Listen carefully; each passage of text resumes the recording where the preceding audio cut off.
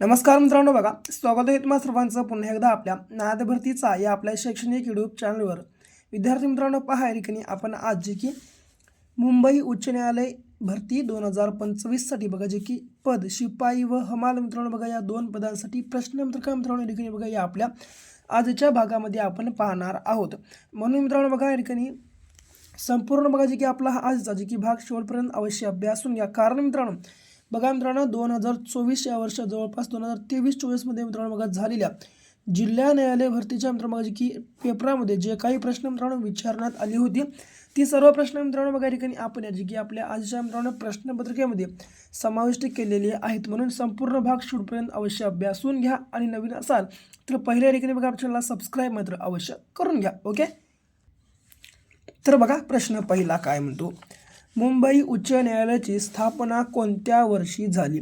तर मित्रांनो बघा मुंबई उच्च न्यायालयाची मित्रांनो बघा जी काय बघा स्थापना होती ती कोणत्या वर्षी झाली? तर बघा जी की क्रमांक 1862 मित्रांनो या ठिकाणी बघा आपल्या प्रश्नाचं योग्य आन्सर आहे. ओके मित्रांनो बघा 1862 मध्ये मुंबईसोबत बघा जी की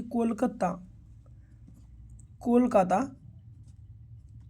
आणि मद्रास मित्रांनो बघा या दोन शहरांमध्येही मित्रांनो बघा जी की या ठिकाणी उच्च न्यायालय मित्रांनो स्थापन झालं होतं. ओके मित्रांनो बघा या ठिकाणी सध्याचा जर विचार केला तर बघा या ठिकाणी मित्रांनो बघा आपल्या महाराष्ट्रामध्ये बघा सध्या जर समजा या ठिकाणी जिल्हा न्यायालयाचा विचार केला तर बघा जवळपास 36 जिल्हा न्यायालय आहेत.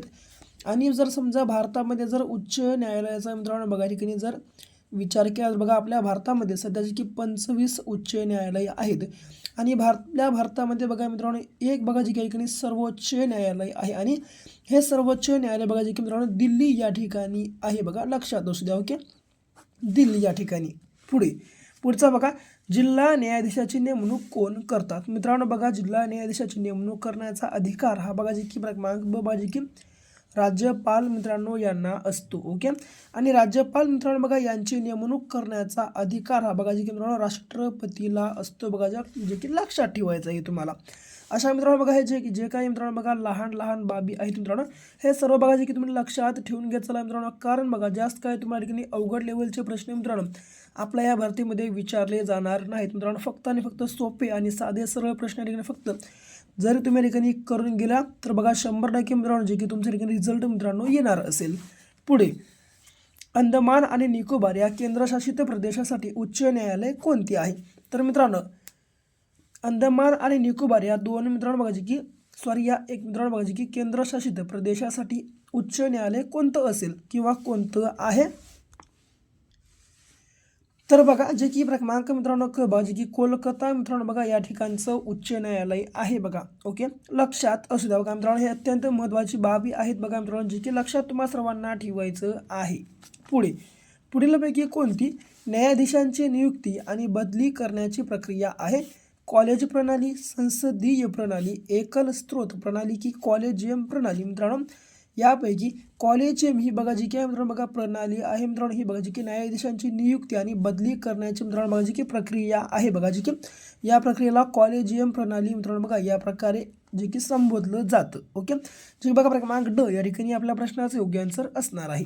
पुढे बघा मित्रांनो 1861च्या कायद्यानुसार भारतातील खालील ठिकाणी उच्च न्यायालयाची स्थापना करण्यात आली.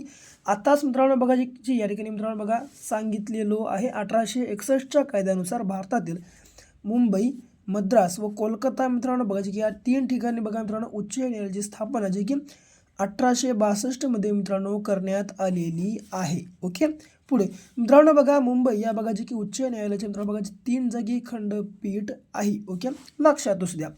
पुढे बघा या ठिकाणी भारतीय निवडणूक आयोगाची निर्मिती संविधानाच्या कोणत्या कलमानुसार होती? तर मित्रांनो बघा जी की भारतीय निवडणूक आयोगाची निर्मिती ही बघा जी की भारतीय संविधानाच्या कोणत्या कलमानुसार होते किंवा कोणत्या कलमानुसार केली जाते? तर ती म्हणजे बघा जी की क्रमांक मित्रांनो बघा जी की कलम 324 नुसार मित्रांनो बघा जी की भारतीय निवडणूक आयोगाची बघा जी की निर्मिती मित्रांनो बघा या ठिकाणी केली जाते. ओके, लक्षात असू द्या. पुढे 7वा प्रश्न बघा अल हिलाल बघा हे वर्तमानपत्र मित्रांनो बघा या ठिकाणी कोणी सुरू केलं? तर अल हिलाल मित्रांनो बघा या नावाचं जे काही मित्रांनो बघा वर्तमानपत्र आहे बघा हे या ठिकाणी कोणी सुरू केलं? तर बघा जे की मित्रांनो क्रमांक बघा क जे की मौलाना आझाद यांनी मित्रांनो बघा जे की अल-हिलाल बघा या नावाचं मित्रांनो बघा जे की या ठिकाणी वर्तमानपत्र यांनी मित्रांनो सुरू या ठिकाणी केलेलं आहे. ओके, पुढचा जोसेफ मॅझिनीचे चरित्र बघा मित्रांनो, जोसेफ मॅझिनीचे चरित्र कोणी लिहिले? तर मित्रांनो जोसेफ मॅझिनीचे चरित्र बघा या ठिकाणी कोणी लिहिलेलं आहे? बघा गोपाळ कृष्ण गोखले, लोकमान्य टिळक, प्रकाश केशव अत्रे किंवा विनायक दामोदर सावरकर. मित्रांनो बघा जे की जोसेफ मॅझिनीचे चरित्र जे बघा जे की मित्रांनो क्रमांक बघा जे की विनायक दामोदर सावरकर यांनी मित्रांनो बघा जे की लिहिलेलं आहे बघा. ओके, जे की बघा क्रमांक ड लक्षात ठेवायचं आहे. पुढे बघा या ठिकाणी जवळपास या ठिकाणी बघा मित्रांनो बघा 9वा प्रश्न मराठी व्याकरणावरचा आहे. तर बघा काय आहे? कुंपणाने शेतखाले या म्हणीचा अर्थ आपल्याला जे की ओळखायचा आहे. तर कुंपणाने शेतखाले या म्हणीचा अर्थ रक्षणकर्त्याकडून नुकसान होणे, भक्षणकर्त्याकडून रक्षण होणे, रक्षणकर्त्याला तोटा होणे किंवा यापैकी नाही. तर मित्रांनो बघा कुंपणाने शेतखाले या म्हणीचा बघा जे की योग्य अर्थ मित्रांनो बघा क्रमांक अ बघा जे की रक्षणकर्त्याकडून नुकसान होणे असा जे की मित्रांनो बघा याचा अर्थ होतो. पुढे अवहेर मित्रांनो बघा अवहेर या शब्दाचा बघा जे की विरुद्धार्थी शब्द कोणता? तर अवहेर मित्रांनो बघा या शब्दाचा जे की विरुद्धार्थी शब्द कोणता आहे? तर ते म्हणजे बघा जे की क्रमांक ब बघा जे की दुःख या ठिकाणी बघा आपल्या प्रश्नाचे योग्य आन्सर आहे. पुढे बघा आता 11वा प्रश्न पहा या ठिकाणी काय आहे? तर गटात न बसणारा शब्द या ठिकाणी बघा आपल्याला ओळखायचा आहे. तर नंदिनी, कांता, भार्या, अर्धांगिनी. मित्रांनो बघा या चारीपैकी कोणता शब्द बघा जे की या ठिकाणी गटात न बसणारा शब्द आहे? तर ते म्हणजे बघा जे की क्रमांक नंदिनी हा शब्द बसत नाही. कारण मित्रांनो बघा नंदिनी या शब्दाचा मित्रांनो बघा जे की समानार्थी शब्द जवळपास मुलगी, तनुजा या प्रकारचे शब्द आहेत.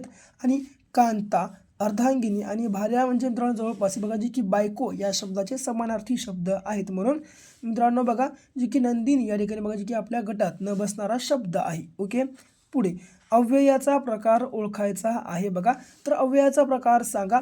ते वारंवार रजेवर असते. तर मित्रांनो बघा की वारंवार बघा या शब्दाचा बघा की अव्ययाचा प्रकार कोणता आहे? तर ते म्हणजे बघा की मित्रांनो वारंवार हे बघा की या ठिकाणी क्रिया होत आहे. म्हणून मित्रांनो बघा जे की वारंवार नेहमी बघा मित्रांनो हे कोणताही जरी शब्द असला तर बघा जे की मित्रांनो हा जे की बघा अव्ययाचा प्रकार बघा जे की क्रमांक ब बघा जे की क्रियाविशेषणाचा अव्यय असतो. ओके, पुढे 13वा प्रश्न बघा आता हा, ही आणि हे बघा या सर्वनामांना बघा मित्रांनो या सर्वनामांना खालीलपैकी कोणते सर्वनाम म्हणतात? तर बघा मित्रांनो जे की हा, ही, हे या सर्वनामाला मित्रांनो सर्व नामाला खालीलपैकी कोणतं सर्वनाम म्हणतात? तर बघा जे की क्रमांक मित्रांनो क बघा जे की दर्शक सर्वनाम असं म्हणतात. ओके, लक्षात असू द्या. पुढे बघा यासोबत 8वा प्रश्न बघा म्हैस या शब्दाचे अनेक वचन कोणते? तर मित्रांनो बघा म्हैस या शब्दाचे जे की अनेक वचन बघा जे की क्रमांक बघा ड जे की म्हशी या प्रकारामध्ये होतं. आणि शेवटचा प्रश्न लिंग ओळखायचा आहे. तर मित्रांनो बघा सोने या शब्दाचे बघा जे की लिंग कोणतं आहे? हे बघा जे की मित्रांनो या प्रश्नाचं योग्य आन्सर तुम्हा सर्वांना मित्रांनो बघा जे की या ठिकाणी व्हिडिओच्या बघा कमेंट बॉक्समध्ये कमेंटमध्ये सांगायचं आहे. आणि बाकी व्हिडिओ आपला आवडला असेल आपल्याला लाईक करा, जास्तीत जास्त शेअर करा. आणखी जर समजा तुम्ही चॅनलला सबस्क्राईब केलं नसेल अवश्य सबस्क्राईब देखील करून घ्या. तर भेटू पुन्हा अशा एका नेक्स्ट लेवलच्या नवीनशा भागासोबत. तोपर्यंत घ्या काळजी, करा अभ्यास.